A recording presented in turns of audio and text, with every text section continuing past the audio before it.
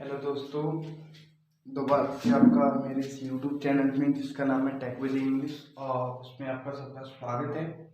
और आज की सबसे बड़ी खास बात ये है कि मैं आज की मेरी क्लास बिलिंगुअल रखना चाहूँगा, क्योंकि बहुत सारे स्टूडेंट्स ने मेरे को ये आपत्ति जताई है कि सर ये जो क्लास जो आप इंग्लिश में ले रहे हैं उसमें कुछ कमियां भी हैं और साथ में आप हम उसको समझ पाने में भी असमर्थ है। इस कारण मैंने आज की पूरी क्लास को स्पेशली आपके लिए बिलिंगुअल बनाया है, ताकि आप सारे बच्चे उसके साथ जुड़ पाएं और मुझे भी एक अच्छी ऑडियंस मिल पाए और सारे बच्चे इस चीज़ को समझ पाएं।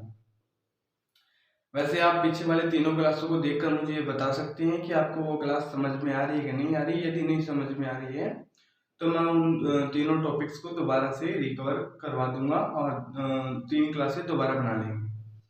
अब तक वैसे मैं आपको रिवाइज करवाने के तौर पे बता दूं, हमने थोड़ा सा ये पढ़ा है कि हमारा कॉन्स्टिट्यूशन कैसे बना, कैसा उसका शुरुआती टाइम में शुरुआत हुई। उसकी शुरुआत में हमने जाना एम.एन. रॉय जैसे व्यक्तियों के बारे में जो कम्युनिस्ट मूवमेंट के पार्ट थे और उन्होंने किस प्रकार से कॉन्स्टिट्यूएंट असेंबली की मांग की कि हमारे पास भी एक संविधान होना चाहिए। बाद में कैसे इंडियन नेशनल कांग्रेस ने मांग उठाई। उसके बाद किस प्रकार से जवाहरलाल नेहरू कहते हैं कि हमें एक स्वतंत्र भारत में एक संविधान सभा और संविधान की जरूरत है। किस प्रकार से सारी बातें होती है। उसके बाद हमने जाना हमारे पास एक संविधान सभा बनी जिसकी पहली बैठक 9 दिसंबर 1946 को होती है। और हमने ये भी जाना कि उसके अंदर किस प्रकार मीटिंग होती है, किसको प्रेसिडेंट बनाया जाता है, किसको टेम्पररी प्रेसिडेंट बनाया जाता है, किसको परमानेंट बनाया जाता है, ये सारी बातें। उससे पहले हमने ये भी जाना कि उसका इलेक्शन किस बेस पर हुआ, किस प्रकार से उसके अंदर मेंबर बनाए गए कॉन्स्टिट्यूएंट असेंबली के लिए। ये सारी बातें अब तक हमने की है। आज मैं शुरू कर रहा हूँ एक बहुत ही रोचक चीज जिसका नाम है उद्देश्य प्रस्ताव। सामान्यतः इंग्लिश में इसको ऑब्जेक्टिव रेजोल्यूशन के नाम से जाना जाता है। ये बेसिकली बात है 1946 के दिसंबर की, जब 13 दिसंबर 1946 की बात है, जब जवाहरलाल नेहरू असेंबली के अंदर जाते हैं और कुछ बातें कहते हैं। अपने पास उनके पास एक प्रस्ताव होता है, एक रेजोल्यूशन होता है जो वो असेंबली के सामने पेश करते हैं, जिसका ही नाम होता है ऑब्जेक्टिव रेजोल्यूशन। अब इस रेजोल्यूशन में क्या क्या बातें थी, क्या क्या नहीं है, वो सारी बातें आज इस क्लास में क्लियर हो जाएंगी। और मेरे ख्याल से जो मैं इस क्लास का लेवल रखूंगा वो मेरे ख्याल से तो काफी बढ़िया होगा। बाकी यदि आपको कोई दिक्कत लगे तो कोई बात नहीं, आप निसंकोच हमें बता सकते हैं, आपकी दिक्कतों को समाधान किया जाएगा। सबसे पहले मैं आपको बताता हूँ कि शुरुआत होती है 13 दिसंबर 1946 की। उस दिन की बात है जब जवाहरलाल नेहरू ने उद्देश्य प्रस्ताव और ऑब्जेक्टिव रेजोल्यूशन नाम की कोई चीज हमारी संविधान सभा में लाकर रखी। उस दिन ये सारा काम होता है। अब किताब के जरिए और इस क्लास के जरिए मैं आपको बताऊंगा कि उसमें क्या क्या चीजें थी, वो हमारे क्या काम आई, क्या नहीं आई। सबसे पहले मैं आपको बता दूं कि ये जो उद्देश्य प्रस्ताव है इसके अंदर हमें वो सारी स्वतंत्रताएं मिली, वो सारे न्याय मिले जो आज हम वास्तविकता में देख रहे हैं। हमारे आधारभूत या मूलभूत अधिकारों के रूप में, जिनके अंदर हमारे फंडामेंटल राइट शामिल हैं, जिसके अंदर हमें बहुत टाइप की स्वतंत्रता मिली, जैसे बोलने की स्वतंत्रता, स्पीच देने की स्वतंत्रता, एसोसिएशन की स्वतंत्रता है, रहने की स्वतंत्रता है, फ्रीडम ऑफ लाइफ है और बहुत सारी अलग अलग चीजें हैं। और हमें बहुत टाइप के और भी चीजें मिली, बहुत सारे राइट मिले, वो सारी चीजें उसमें आएंगी।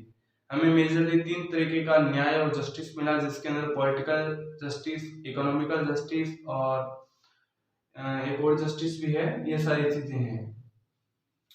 अब मैं बात शुरू कर रहा हूँ कि इसके अंदर क्या क्या चीजें थी। सबसे पहले इसमें पहली बात यही बोली गई कि जो इंडिया है वो अब कैसा होगा, एक इंडिपेंडेंट, एक स्वतंत्र। सोवरेन का मतलब होता है हिंदी वाले बच्चों के लिए संप्रभु, जिसका मीनिंग मैं आपको समझाऊंगा। और रिपब्लिक का मतलब होता है गणतंत्र। इंडिया कैसा होगा, इंडिया अब एक स्वतंत्र देश होगा, इसके ऊपर किसी का कोई राज नहीं है, ये अपने आप में स्वतंत्र है। दूसरा, सोवरेन का मतलब होता है कि इंडिया अब ना तो किसी का कोई डोमिनियन है, ना किसी के ऊपर डिपेंड है। इंडिया अपने आप में सोवरेन है। रिपब्लिक का मतलब होता है कि इंडिया का जो हेड है, जैसा कि आप जानते हैं टू टाइप का एडमिनिस्ट्रेशन होता है। एक तो होता है मोनार्की टाइप, दूसरा होता है रिपब्लिक। रिपब्लिक में होता है एक ऐसा स्टेट और कंट्री जिसके अंदर जो हेड होता है वो इलेक्टेड हो, उसको क्या बोला जाता है? रिपब्लिक। सबसे पहले यही बात बोली गई कि इंडिया कैसा होगा? इंडिपेंडेंट सॉवरेन रिपब्लिक होगा। उसके बाद अगली बात के तौर पे ये बोला गया कि जो भी पावर है, चाहे वो जस्टिस को लेकर हो, चाहे वो संविधान सभा की हो, चाहे वो किसी और तीसरी इंस्टीट्यूशन की हो, चाहे कोई भी संस्था हो जो इंडिया में है, उन सबको मेजरली पावर कहां से मिलेगी? इंडिया की जनता के द्वारा। जो इंडिया के पीपल्स हैं वो सारे ही पावर का मेजर सोर्स होंगे। ये दूसरी बात यहाँ पर बोली गई। आशा है अब तक जो बताया वो सारी बातें सही से समझ में आ रही होगी। तीसरी बात ये बोली गई कि जो इंडिया है उसके अंदर कितना एरिया आएगा। यदि कोई स्टेट, उसकी कोई टेरिटरी, कोई स्टेट, कोई क्षेत्र उसके अंदर मिलना चाहता है तो वो उसकी इच्छा है। यदि स्टेट मिलना चाह रहे तो उसकी इच्छा, वो एरिया जो उसके अंदर पहले से है वो चाहे किसी बाहर का इलाका हो, ये सारी चीजें, यदि वो कोई भी एरिया जो इंडिया में मिलना चाहता है तो वो उसके बाद क्या होगा? इंडियन यूनियन का एक पार्ट होगा। यही बात यहाँ पे बोलेगी, any territory which want to be in India. कोई भी वो टेरिटरी और एरिया जो इंडिया में मिलना चाहता है, बनना चाहता है इंडिया का, be the part of Indian union, वो भारतीय संघ का ही पार्ट होगा। ये हमारी तीसरी बात थी।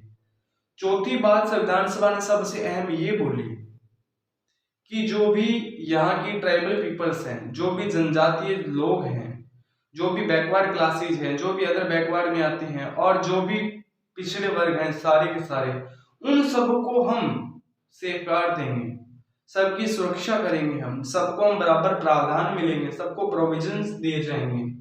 ये इसकी चौथी बात थी। और भी इसमें कई बहुत सारी बातें थी। जैसे एक बात यहाँ पर मैंने लिखी हुई है कि प्राचीन भूमि को विश्व में उच्च स्थान दिलाया जाएगा।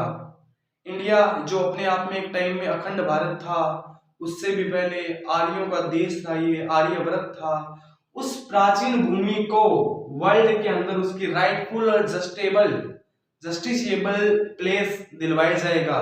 कोई भी विश्व के अंदर उसको उतना नीच भावना से नहीं देख पाएगा, उसको एकदम प्रॉपर सम्मान दिलाया जाएगा पूरे विश्व के अंदर। ये सारी बातें थी। अगली बात ये थी कि इंडिया की इंटेग्रिटी या बंधुत्व या भाईचारे की जो भावना है उसको लगातार मेंटेन रखा जाएगा। इंडिया के अंदर जो भी लोग आएंगे उन सबको बराबर सम्मान दिया जाएगा। इंडिया के अंदर आने वाले लोगों के साथ कोई भी भेदभाव नहीं किया जाएगा। इंडिया एक सेक्युलर स्टेट बनेगा, वहां पर सभी धर्मों को समानताएं मिलेगी, किसी के साथ किसी भी तरीके का कोई भेदभाव नहीं होगा। ये सारी बातें आई थी हमारे उद्देश्य प्रस्ताव या ऑब्जेक्टिव रेजोल्यूशन में। आशा है मैंने कई सारे पॉइंट बताए, जैसे इंडिपेंडेंट सोवरेन वाला 1 नंबर, सारी पावर का सोर्स 2 नंबर, ये 3 नंबर पॉइंट था टेरिटरी वाला, और उसके बाद safeguard to minority 4 number point, प्राचीन भूमि वाला 5 नंबर पॉइंट, इंटीग्रिटी वाला 6 नंबर पॉइंट। अब मैंने एक बात और छोड़ दी, सबसे अहम वो है कि इंडिया के अंदर रहने वाले लोगों को बहुत टाइप की फ्रीडम मिलेगी, अलग अलग टाइप्स की विचारधाराएं मिलेगी, और बहुत सारे ऑप्शन मिलेंगे। फ्रीडम ऑफ स्पीच मिलेगा, फ्रीडम ऑफ एसोसिएशन मिलेगा, राइट टू लाइफ मिलेगा, और बहुत सारी अलग अलग चीजें मिलेगी। उनके द्वारा वो लोग यहाँ पे रह पाएंगे। ये बातें अलग अलग टाइप की बोली गई।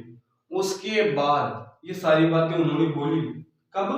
13 दिसंबर 1946 से वो लगातार बताते गए सारी बातें। एक लंबी डिस्कशन चली लगभग महीने भर के बाद, और उसके बाद 22 जनवरी 1947 को, जस्ट 4 दिन पहले 26 जनवरी से सारे सर्वसम्मति से इसके अंदर हस्ताक्षर कर देते हैं। अपने जितने भी लोग उस टाइम में उपलब्ध थे, अवेलेबल थे, वो सारे उसमें साइन कर देते हैं। मौजूद लोगों ने उसमें साइन कर दिए, सारे सर्वसम्मति से उस बात को मान लेते हैं। अब सबसे मजे की बात ये है कि ये जो उद्देश्य प्रस्ताव या ऑब्जेक्टिव रेजोल्यूशन था, इसी ने आगे चल के इंडिया का प्रियम्बल बनाया। जो आज हम प्रस्तावना पढ़ते हैं ना, भारत के संविधान की प्रस्तावना, वो संविधान की प्रस्तावना आधे से ज्यादा या ये कहीं ऑब्जेक्टिव रेजोल्यूशन का ही मॉडिफाइड वर्जन था। इस प्रकार हमें क्लियरली पता चल जाता है कि किस प्रकार से हमारा जो फंडामेंटल कॉन्स्टिट्यूशन है उसका फंडा क्या था, और ये जो ऑब्जेक्टिव रेजोल्यूशन था इसका मुख्य उद्देश्य यही था कि वो ये सारी बातें क्लियर कर पाए कि हमारा जो कॉन्स्टिट्यूशन है वो वास्तविकता में या बेसिकली कैसा होगा। ये सारी बातें क्लियर करने का काम किया ऑब्जेक्टिव रेजोल्यूशन ने। और जब ये सारी बातें क्लियर हो गई तो सारे लोग राजी हो गए और उन्होंने 22 जनवरी 1947 को इस पे साइन कर दिया और सारा काम सही सही हो गया। आज की क्लास में मेरे ख्याल से इतना ही रखना ठीक रहेगा, क्योंकि ज्यादा पढ़ाना भी तो बोरिंगनेस का एक कारण हो सकता है। फिलहाल हम इतना ही पढ़ाएंगे और आशा है आज की क्लास में आपको कुछ रुचि हो। और यदि फिर भी किसी बच्चे को किसी भी टाइप की कोई शिकायत रहती है, अच्छा नहीं पढ़ा रहे, ये नहीं कर रहे, वो नहीं कर रहे, तो आप बेशक हमारे कमेंट बॉक्स में हमें सारी जानकारियां दे सकते हैं। कोई भी डाउट हो, जैसे साउंड का डाउट हो, जैसे आज ही मैंने ट्राइपॉड लिया है और इतने टाइम तो मैं वैसे ही ऐसे ही काम चला रहा था, आज मैंने एक ट्राइपॉड लिया है और एक या दो दिनों में मेरा ब्लूटूथ माइक भी आ जाएगा जिसके द्वारा मैं वीडियो बनाऊंगा। और आगे आने वाले एक ही हफ्ते के अंदर या फिर थोड़ा और टाइम लग सकता है, उसके बाद मेरा 8x4 का बोर्ड, व्हाइट बोर्ड तैयार हो जाएगा। उसके बाद हमारी प्रॉपर क्लासेस चलेंगी, तब तक मैं आपको इसी के जरिए पढ़ाने का प्रयास करूंगा।